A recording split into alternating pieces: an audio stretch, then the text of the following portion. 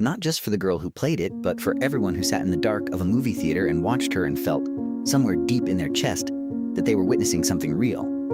Something that couldn't be taught in any drama school or manufactured by any studio machine. It was the kind of performance that comes along once in a decade, maybe once in a generation, and it announced itself not with fanfare, but with silence. With a pair of eyes looking out over a cold gray sea, alive with something ancient and unquenchable. Her name was Kate Winslet. She was 21 years old, and the world was about to learn it would never be the same without her. But before Titanic, before the iceberg and the frozen Atlantic, and the blue-lipped tragedy that would make 1 billion people weep, there was a girl from Reading, England, who had spent her whole childhood wanting, with a ferocity that bordered on desperation, to be an actress. Not famous, not rich, an actress. In the truest, most bone-deep sense of the word. She grew up in a theatrical family, surrounded by people who understood that the stage was not an escape from life, but a deeper entry into it. She was not conventionally groomed for stardom. She was not plucked from obscurity by some Hollywood talent scout who saw a pretty face and imagined a poster. She was shaped by years of watching, absorbing, feeling, by a hunger that her peers recognized even when she was barely a teenager. This girl who would cry real tears in auditions, who would throw herself into a role like it was the last solid thing on earth.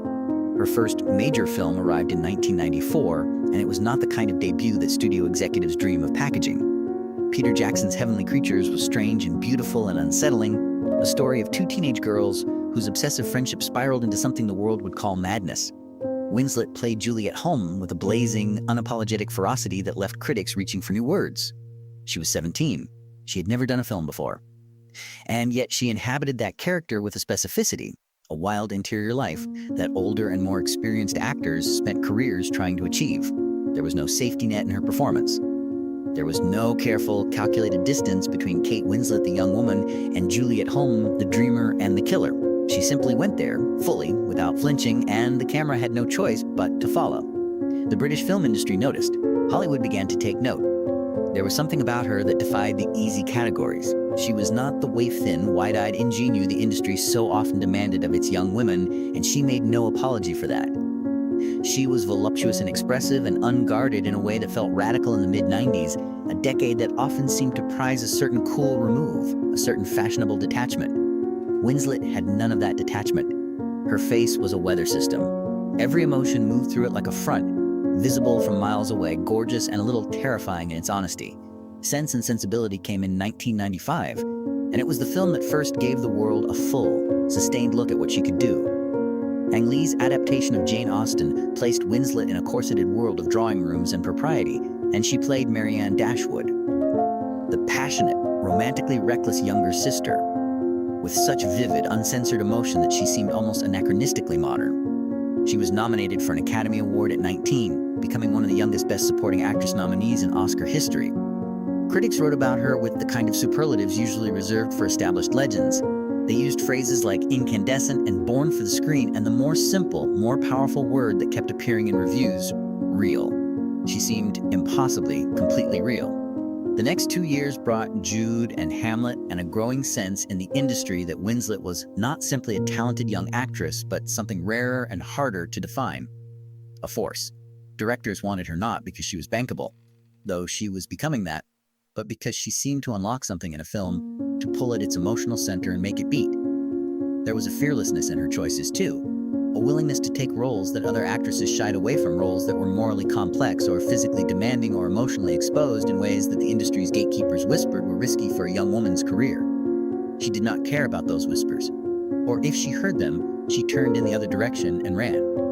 Then came 1997 and James Cameron and a ship. The making of Titanic is now the stuff of cinematic legend. The budget that swelled to over $200 million, the production that nearly broke its director, the tank of freezing water in which actors spent weeks filming, the sense that the whole project might collapse under the weight of its own ambition. James Cameron was a perfectionist operating at the extreme outer limit of what perfectionism could demand of human beings, and he was building something enormous, something meant to feel not like a recreation of history, but like history itself, rendered in light and water and sound. He needed, at the center of all that enormity, two people audiences would follow willingly into the abyss. He needed them to believe.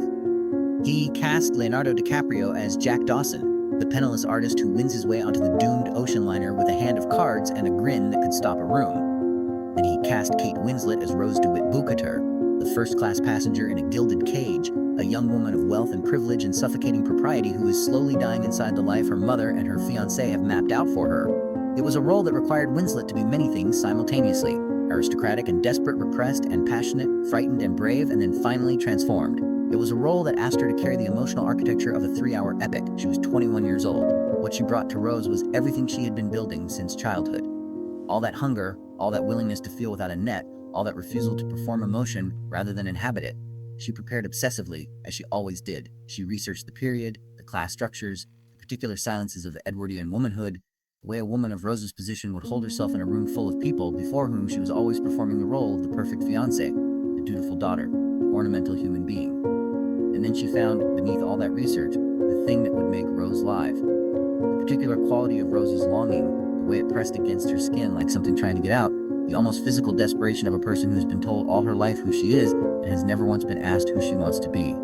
The scenes she created with DiCaprio were electric, and not merely because of their chemistry, though that was undeniable.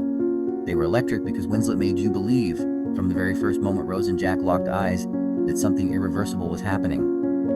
There was a quality to her attention when she looked at him. A quality of recognition so specific it felt private, like something you were almost wrong to witness.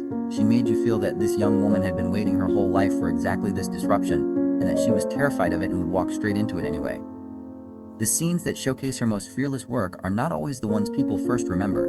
Before the iceberg splits the night and everything becomes survival, there is a sequence in which Rose goes to the lower decks to dance with Jack and his friends, and Winslet plays the moment of Rose's release. The first real release of her life, with a joy so physical and unrestrained that it becomes, strangely, heartbreaking. You watch her, and you understand in your bones what it costs a person to be joyless.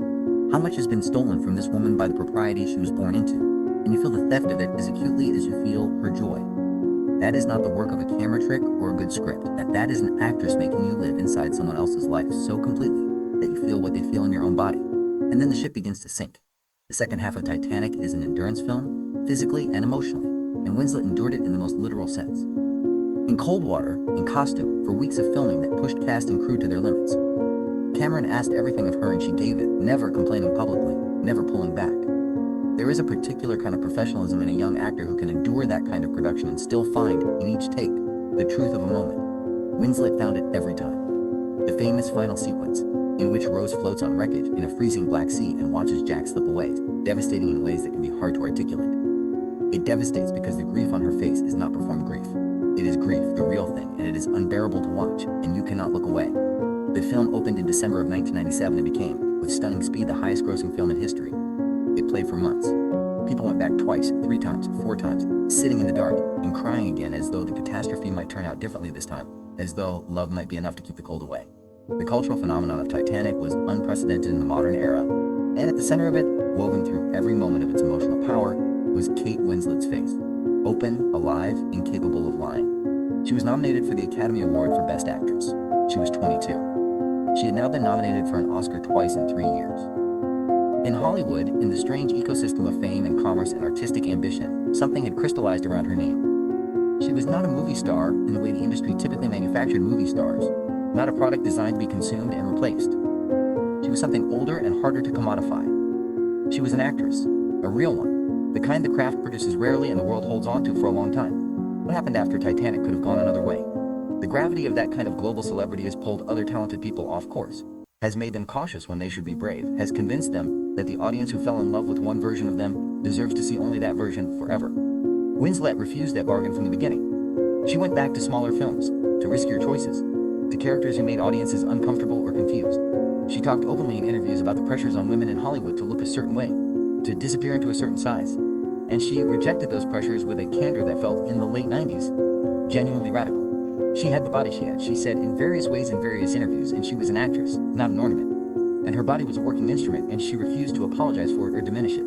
There is a through line in everything she did in the 90s, from the murderous schoolgirl in New Zealand to the Austin heroine in her corseted drawing room to the woman on the wreckage in the Black Atlantic. The through line is fearlessness. Not the performed fearlessness of someone who has never known risk, but the hard-won fearlessness of someone who understands exactly what she stands to lose and goes forward anyway.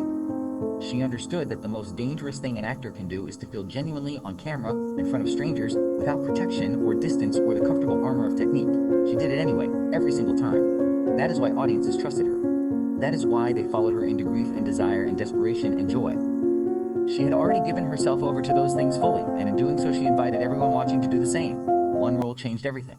But the truth, the deeper truth, the one that becomes clear only when you look at the whole arc of those extraordinary years, is that it was not Titanic that made Kate Winslet. It was Kate Winslet who made Titanic what it was, who poured herself into that story so completely that the story became larger than film, larger than spectacle, larger than any budget or any director's vision. It became something people carried with them out of the theater and into their lives, a grief and a love they had borrowed for 3 hours and could not quite return. She gave them that. She gave it freely, the way she gave everything, with her whole heart, without flinching, without a single moment of retreat. The world learned her name in 1997. But Kate Winslet had been becoming herself for a long time before that, in small theaters, in cold water, and the fierce, private work of understanding what it means to feel something true.